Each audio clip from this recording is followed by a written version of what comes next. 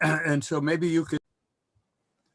Welcome to the Taylor Report, CIUT 89.5 FM. I'm Phil Taylor, your host, and we're going to be speaking today about Rwanda, and later in the show we will be talking about the issue of the Uyghurs in China, and with Stephen Gowans, an author.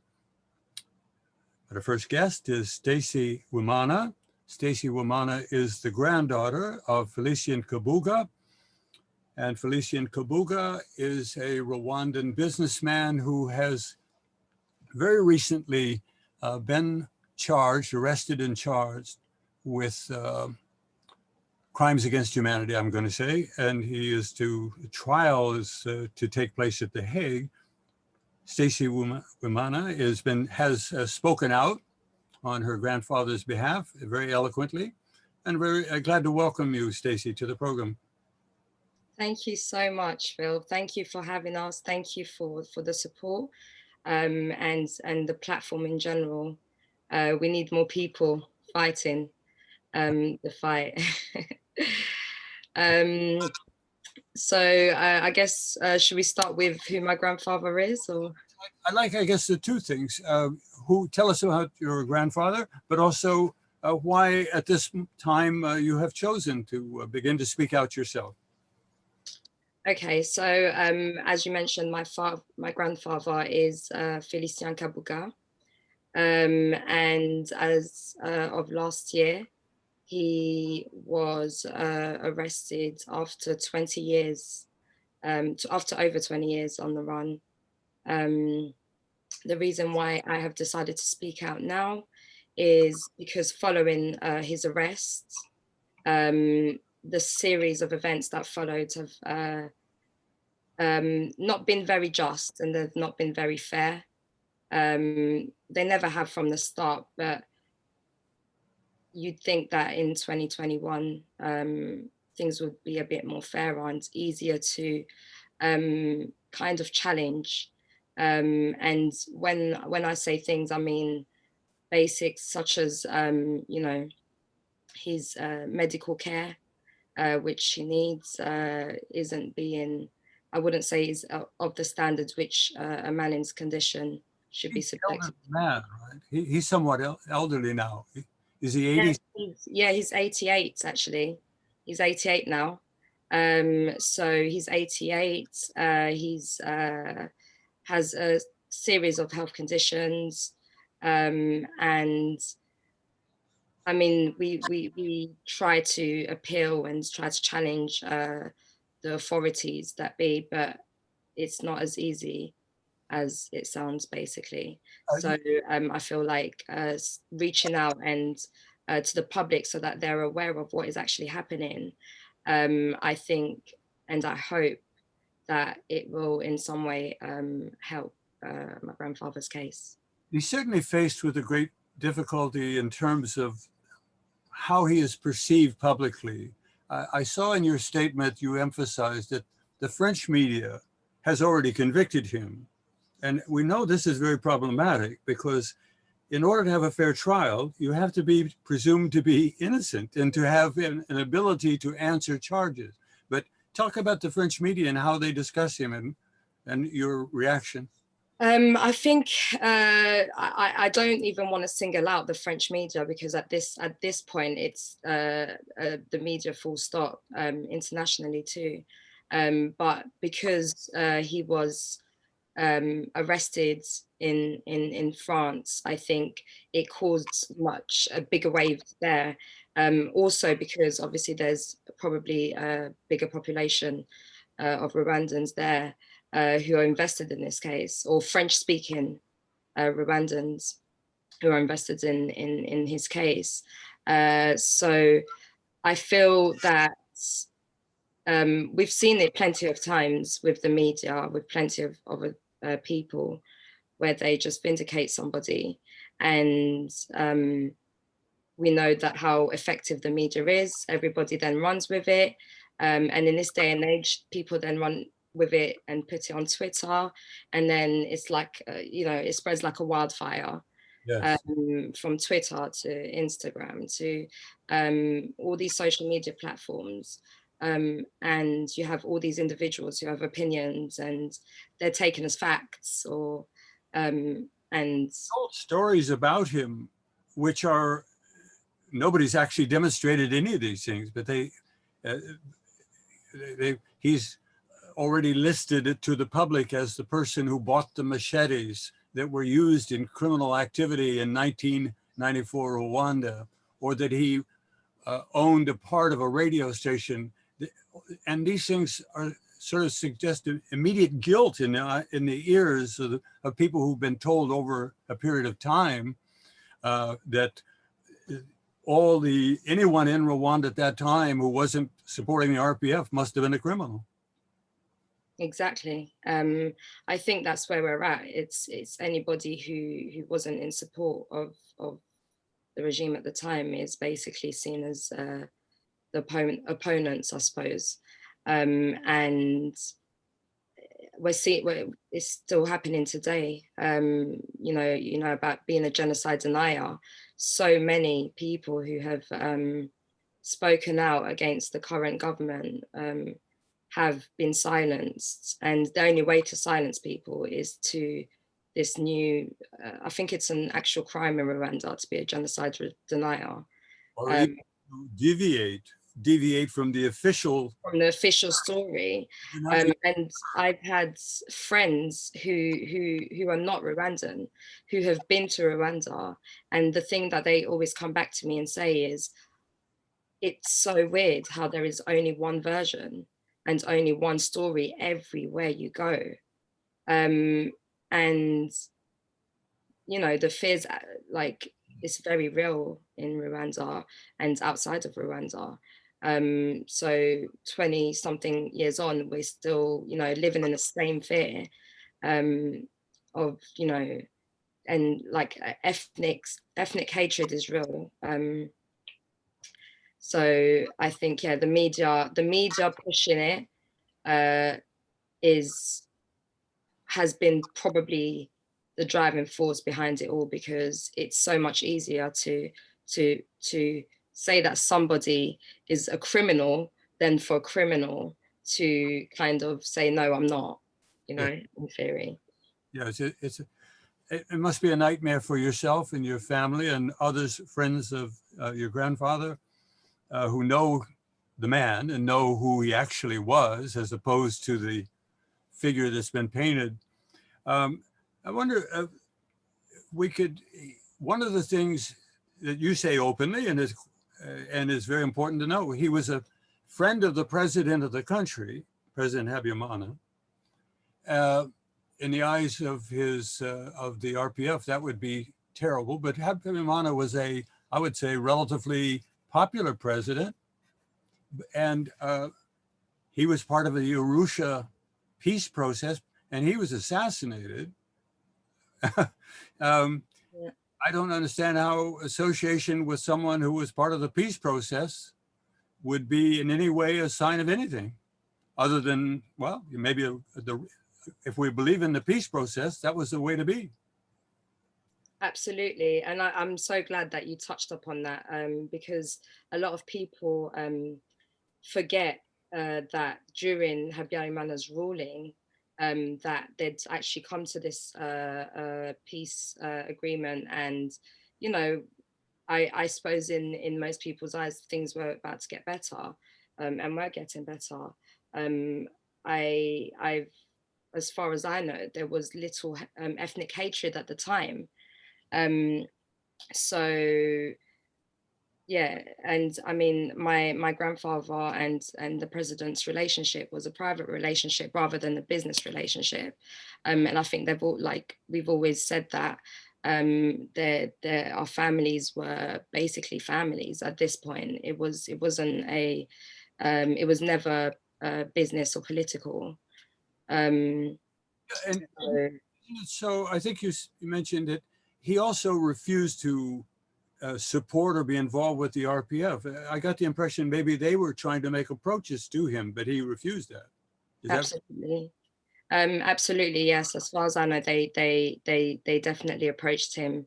to support this plan of theirs. And of course he refused. He wanted no part in what was happening. And the result is, you know, the situation we're in today, I guess. Let's talk about something which I think is very important for people who are not from Africa, not familiar maybe with countries in which agriculture is the main mode of production. Machetes. Your grandfather, they said, oh, he imported machetes. So when I hear that, having lived in Tanzania, that is like talking about coals to Newcastle. Right? It's a tool. Was he, speak to the machete matter. So I think before we actually dive into that, and I'm happy to, but before we do, I think it's important to update you and the listeners on the charges, because they have actually recently changed the charges, the indictment, and I think there's only now 2 charges. So you mentioning the importing of machetes, they've now decided that he wasn't importing machetes, although this has been the story for 20 years. Right? So it's taking you 20 years to now realize that he wasn't importing them, he was distributing them. Yes. Right? A millionaire distributes machetes personally. Yeah, absolutely. This is their story. I think if I'm right, I think I don't want to misquote, so I won't name names, but there was some sort of study, research done, which said that there was absolutely no link between importing machetes and genocides. So I think with research that's been done like that, the prosecutors thought we can't have this charge, it's not going to stand. There was also, as I mentioned in my videos, there was also plenty of people, other organizations who were importing machetes at the same time. And my grandfather was importing them for many years prior to the war. I think you said 1981 he began. Yeah. So, and as you mentioned, it was just a tool that every household in Rwanda had. It wasn't unusual to be importing them, but of course, if you explain to maybe people in the West, they might not understand why would you be importing machetes on such a large scale. Who does that? So I think for the media to have run with that for so many years, and for that now not to even be a charge, is quite disturbing, actually. But what they have done is they've kind of found a loophole to, not loophole, but they found a way to now say he was distributing machetes to the Interahamwe militia. So that's one of the charges. That's the second charge. So yes, in terms of machetes, that's what I would say. I would say it's not even no longer a charge, which kind of speaks to the credibility of these charges and the prosecution. Well, I'm really glad that I raised it with you. I'm really glad that you spoke to the point, because, and I hate to say this, but this is a case of bias that has been built into this, because if we were to revisit cases in the UN tribunal and Arusha, that evidence was part of the story that I heard myself, expert witnesses discussing your grandfather and very making the argument that that's what he had done deliberately. And now we find that that story has been abandoned. But unfortunately for the people who were on trial at that time, that was part of the evidence against the people being accused. So it's very important to get, it seems to me we're trying to get an accurate picture of this, and it really helps. I can say also as a witness, I left the courtroom a few times and looked out the window in Arusha and watched people go down the road carrying machetes. And I thought, we should bring them in and mention, if you're in Rwanda or Tanzania, if you don't have a machete, you're not a local person. And we're speaking to Stacey Wimana. She is the granddaughter of Félicien Kabuga. Mr. Kabuga is due to go on trial at The Hague for crimes against humanity. On the other matters, are you speaking to the issues of the issue of the RTLM, the radio station, or these matters? So, is that part of the evidence, by the way? Are they bringing charges on that? So, as mentioned, the indictment is the two charges are the first one is creating the RTLM as a source of propaganda that pushes ethnic hatred. That's basically the first charge. And then the second charge is supporting the Interahamwe militia. So those are the two charges that we're now facing. The RTLM, so much can be said on RTLM. I don't even know where to start. He was one of thousands of shareholders, actually. And he was, I think there's different numbers on the reports, but they're close to 2,000. There were close to 2,000 shareholders of RTLM at the time. So, and he wasn't a director. So he wasn't involved in the day-to-day running or the programming of the RTLM. They, I'm not sure what year, but years ago, the appeals court in the media trial stated that the messages that were broadcasted before the 6th of April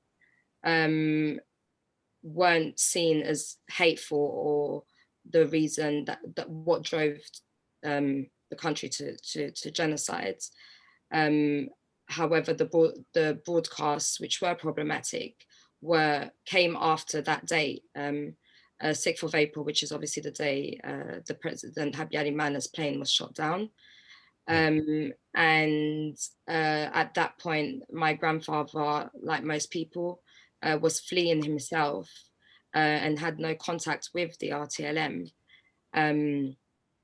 Yes, he had interest in many enterprises. The idea is if he has invested in something, somehow he is the executive director automatic, or that it's impossible actually to be that sort of person. It's impossible. He had shares in banks and so many different businesses in Rwanda at the time, although like not the best example, it's like taking a big corporation like BBC, who represents and do so many things, and a reporter on the BBC saying something hateful, and the head of BBC taking the blame for it. That's not how it works. Yeah. So why is it that in my grandfather's case this is how it works? Mm-hmm. Like you said earlier, it is a case of bias, because my granddad's accused of doing so many things that other people were doing. Mm-hmm. However, he's the only one being brought charges against. We're speaking to Stacey Wimana. She is the granddaughter of Félicien Kabuga. She has spoken out about her grandfather's case, and it's very important, in my opinion, that she do so. Frankly, the voices of those accused are very hard to get in front of the public. Mostly we hear from prosecutors, accusers, and many opportunists hoping to make careers by accusing people, frankly. I wonder, Stacey, if you thought about this.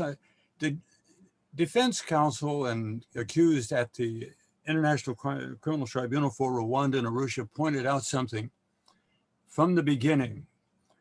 They said the prosecutor opened the case by saying this would not be victor's justice, that it was going to be justice be brought for anyone who committed crime against humanity in 1994, Rwanda. But no member of the RPF has ever been charged.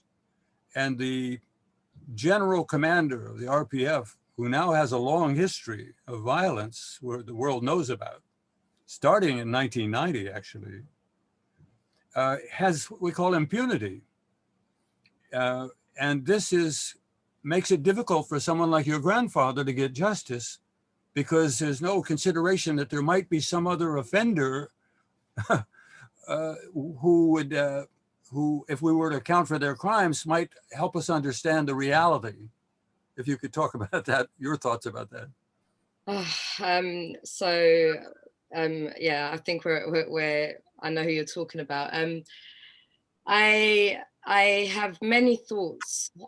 However, I just feel that the support that he's received, or even just that the Rwandan government full stop receive and continue to receive, is going to be the reason why there will never be peace. Until we hold everyone accountable, there's not going to be any peace. And it's easy for them to hold, this person as a hero, even though we know that, I would say, you have to be so politically correct, and this is what's annoying. As a Rwandan, I can't even express myself as well as I'd like to. But I guess what I would say on that case is there's a time for everything, and everything will be revealed. And I feel like we're in the time of revelation, and a lot of things are being brought to light. There's a lot of injustices happening, not only in Rwanda, but in neighboring countries. And I mean, there's strength in unity. And I feel like if you read more than, your average tabloids or your social medias, and if you read deeper, and there are plenty of people who have written about the RPF, about the crimes that have been committed by the RPF and by the Rwandan government. There's people who I can name, like Judy Reva, who I have a lot of respect for, who's written on our program, yes. Yes, who's written the book. I mean, she's just one of a few, but there's material out there which will contradict everything that is being sold, basically. And again, it's Stacey Wimana, and she's granddaughter of Félicien Kabuga, who we hope gets a fair trial. And it's very important that he do so. Just lastly, on that point, it is a difficulty for accused, like your grandfather, that the current leader, and you've spoken to this in a video. I hope people will go and find that video. It's very eloquent. The point is made that the grip on power of the current government requires that people like your grandfather be the villains, so that to legitimize power. So it's a lot of pressure on a prosecutor, and it's a lot of pressure political on governments to make sure that Mr. Kagame's opponents are criminalized. Am I right? Absolutely. Absolutely. We've seen it with the French. We experienced it when my grandfather was arrested, even. And that's when you realize that you're dealing with much bigger powers than you can challenge. And France basically wanted nothing to do with the case. And again, I guess that's because of their involvement during the war, or lack of. Yes, the support of the West definitely makes it harder.